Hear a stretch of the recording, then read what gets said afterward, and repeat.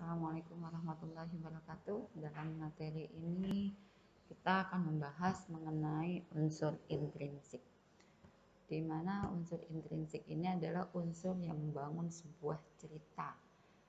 Dari unsur-unsur ini terbentuklah sebuah karya.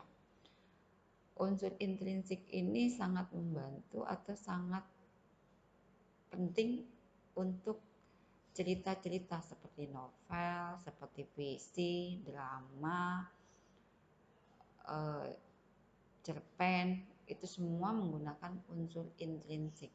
Bila tidak ada unsur intrinsik ini, tidak akan ada sebuah cerita.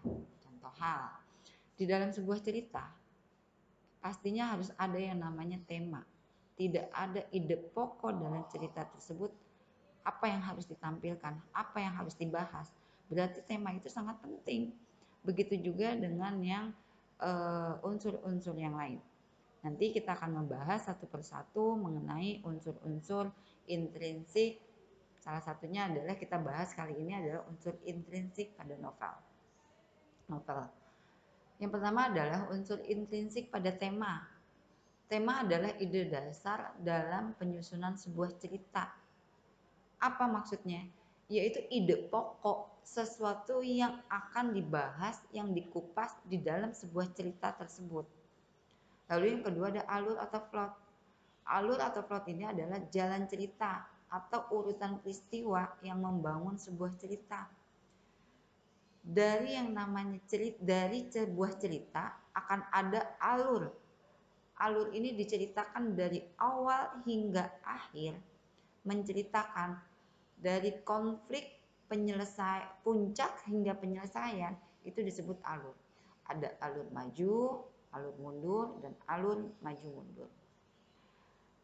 Perjalanan alur seperti mendaki gunung, mulai dari tahap permulaan dari bawah. Seandainya kita mau menaik gunung, itu tahap dari kita mendaki dari bawah, langsung kita akan menaik ke atas hingga di puncaknya. Begitu juga sebuah cerita, kita akan menemukan yang namanya sebuah tahap-tahap dari pengenalan, permulaan, tahap pertikaian. Pertikaian ini sebuah klimaks atau sebuah permasalahan atau konflik yang memanas, lalu ada anti klimaks, ada ending.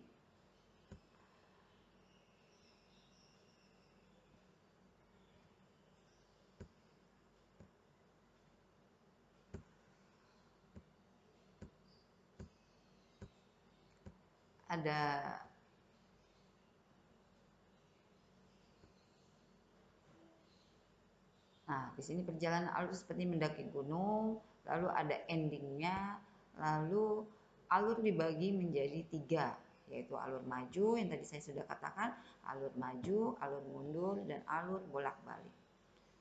Lalu latar atau setting, apa itu latar atau setting? Yaitu pelukisan tempat, waktu, dan situasi atau suasana terjadinya sebuah cerita. Latar atau setting ini sangat penting. Tujuannya untuk apa? Seseorang membaca sebuah cerita akan semua merasakan bagaimana itu terjadi. Seakan-akan merasakan dan mengikuti keadaan yang ada di dalam sebuah cerita tersebut. Contoh, dalam latar setting di sini ada tentang tempat. Di sebuah perjalanan langkahku semakin berjalan tergesa-gesa. Aku melihat sebuah pintu yang sangat terbuka lebar. Seakan-akan seseorang membaca sebuah cerita itu masuk ke dalam cerita tersebut. Dengan lukisan-lukisan atau latar tersebutlah cerita itu sampai ke penikmat atau ke pembaca. Ada waktu di pagi hari yang cerah, lalu ada situasi. Situasi ini adalah menceritakan atau menggambarkan situasi seorang tokoh di dalam cerita tersebut. Senangkah, sedihkah, gundahkah? Lalu ada yang namanya penokohan, tokoh. Tokoh ini adalah sebuah tokoh yang diperankan di dalam sebuah cerita. Tokoh adalah seorang yang menjadi pelaku dalam sebuah cerita. Penokohan ada cara penokohan ini adalah cara pengarang menampilkan tokoh-tokoh dalam cerita sehingga dapat diketahui karakter dan sifat para tokoh. Setiap tokoh punya watak. Yang memperkenalkan watak tokoh itu adalah pengarang dengan tujuan untuk memperjelas tema yang ingin disampaikan. Penokohan di sini adalah seseorang yang memerankan sebuah tokoh di dalam sebuah cerita. Ada tokoh antagonis, protagonis. Antagonis adalah sebuah tokoh yang dimainkan dengan peran jahat. Protagonis baik hati. Watak-watak inilah yang dimainkan di dalam sebuah cerita dan menjadi sebuah cerita-cerita yang menarik di dalam sebuah cerita. Cara mengarang menggambarkan watak tokoh diantaranya yaitu secara langsung. Ada antar dialog antar tokoh. Ada pikiran-pikiran hati tokoh melalui bentuk fisik tokoh, tanggapan tokoh dalam mengatasi masalah, dan tanggapan tokoh lain terhadap tokoh utama. Tokoh secara langsung di sini dikatakan secara langsung yaitu seorang pengarang menceritakan watak tokoh dengan kelakuan-kelakuan diceritakan dalam tokoh. Lalu diceritakan yang kedua yaitu dengan dialog tokoh. Di sebuah pengarang menceritakan dialog antar tokoh. Dialog ini adalah misalnya tanya jawab di dalam tokoh.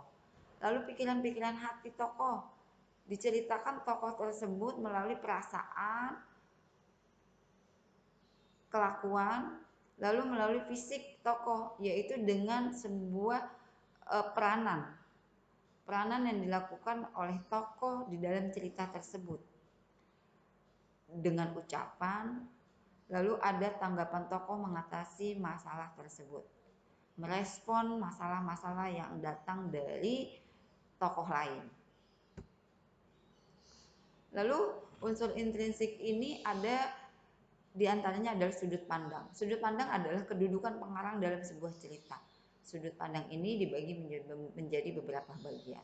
Ada sudut pandang orang pertama, ini ditandai dengan kata aku, saya.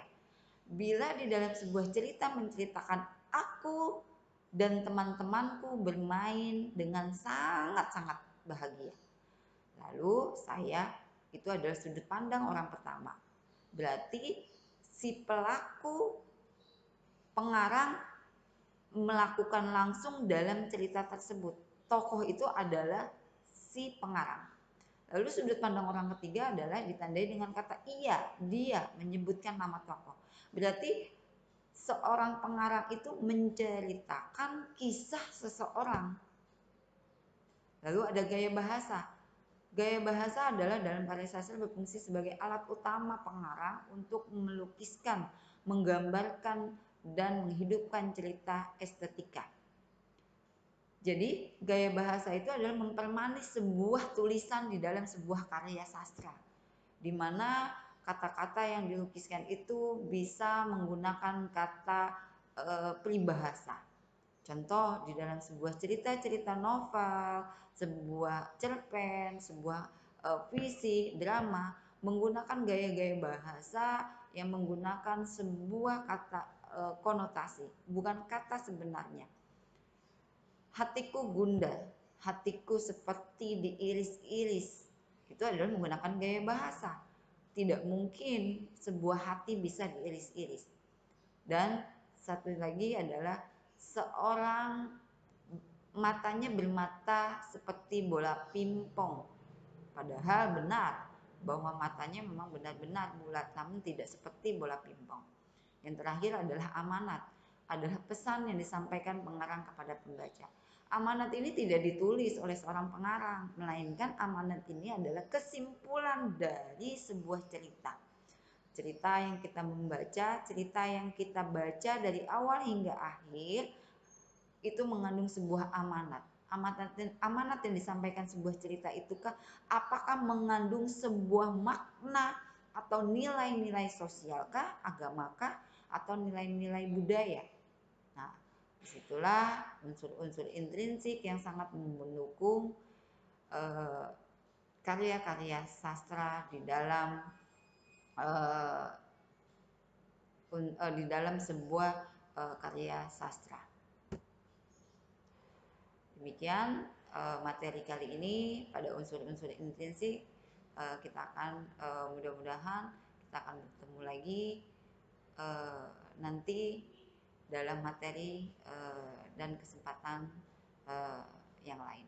Demikian, Assalamualaikum warahmatullahi wabarakatuh.